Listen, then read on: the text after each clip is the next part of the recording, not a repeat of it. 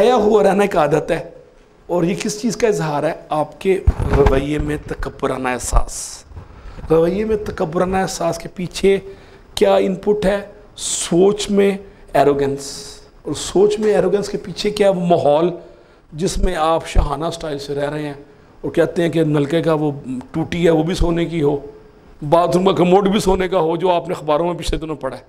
मैं उस पर सियासी कमेंट देने से गुरेज करूँगा। तो वो बादशाह सलामत कल्चर या हाक कि मुझे, मैं जो कहूँगा वो सही है, और पिदरम सुल्तान बूत मुस्तनद है मेरा फरमाया हुआ, और मेरा कहा हुआ पत्थर पे लकीर है, और मेरे अलावा हर बंदा फ़कीर है।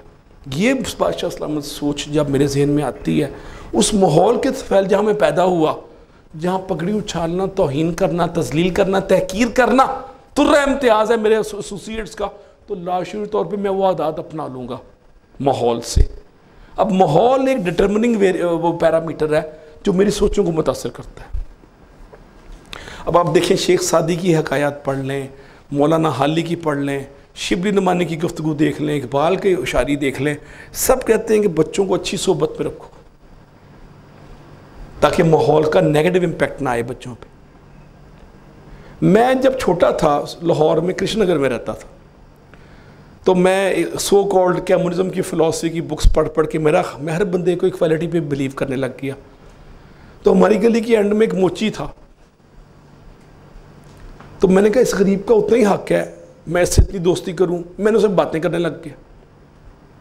वो सिगरेट पीता था, बाद में पता लगा वो चर्स पीता था सिगरेट में।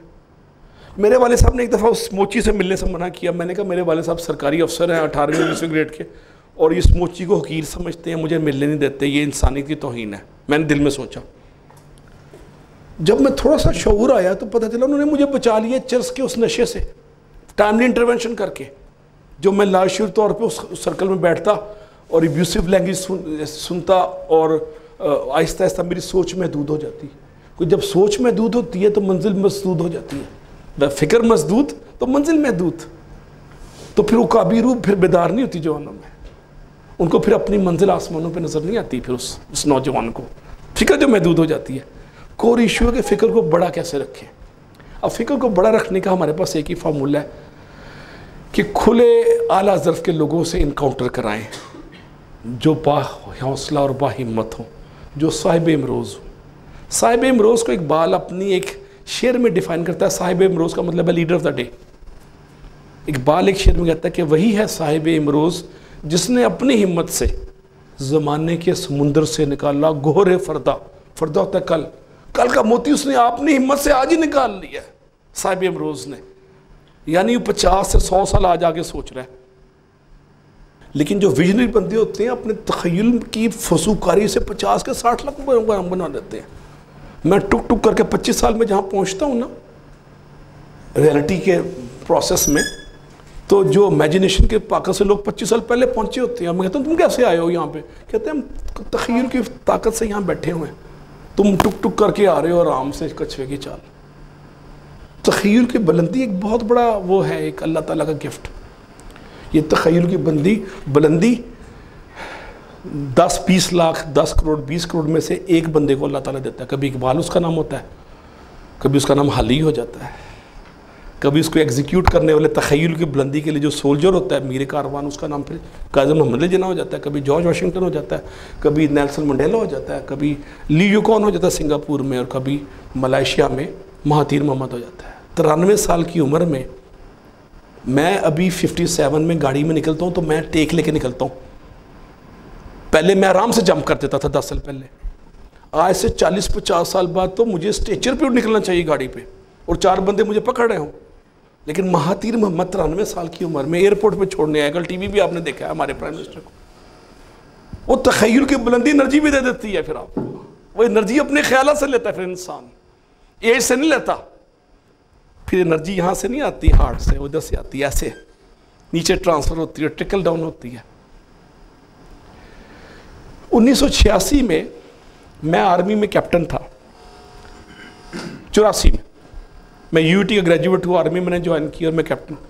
तो इंदिरा गांधी ने पाकिस्तान पे अटैक का मंसूबा दोबारा बनाया 14 साल बाद, 71 के बाद 84 में। तो मुझे गुजराला कैंट से उठा के आर्मी ने भेज दिया इंडियन बॉर्डर के पास, चुलिस्तान से आगे मंडी आसमान पे। और इंडियन आर्मी सामने नज़र आती थी हमें, उनके टैंक तोपें सब बंदी हो रही है अटैक होने। 48 घंटे पहले मिलिट्री इंटेलिजेंस ने हमें ख़त भिजवाया कि इंडिया 48 घंटे में अटैक कर रहा है, आखिरी ख़त लिख लो घर में। और इंडिया दूरबीन से नज़र आता है, जब उनकी फायरिंग शुरू होती है तो आगे जितने ऑफिसर ट्रूप्स बैठे होते हैं उनका कीमा बन जाता है गोश्त का। मैंने आखिरी ख़त लिख दिया लाहौर में अपने घर में। मोबाइल तो था नहीं, टेलीफोन भी दूसरी जंग अजीम के थे जो ऐसे घुमाते थे, उसमें से हल्की सी आवाज़ कभी कॉल मिल जाती थी कभी नहीं मिलती थी। अब मैं वाकया क्या सुनाना चाह रहा हूँ। आखिरी 10 दिन ना मैंने कोई चाय पी ना कॉफ़ी पी। दाल की एक रोटी में दाल रेत के साथ आती थी पीछे से एक जीप में, हमें मिलती थी, हम खा के चबा लेते थे। ना थकन ना नींद ना खौफ ना दर्द।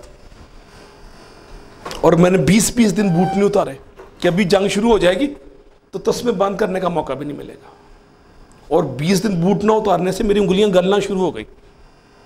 लेकिन मैं क्या बताना चाह रहा हूँ कि इतनी एनर्जी आ गई तखय्युल की फसूकारी से कि मुझे ना थकन थी ना नींद थी ना भूख थी। और हम लाहौर के सो कॉल्ड होता है ना बर्गर बेबीज थे, तो मुझे किसी चीज़ का लब नहीं हुई वहाँ पे।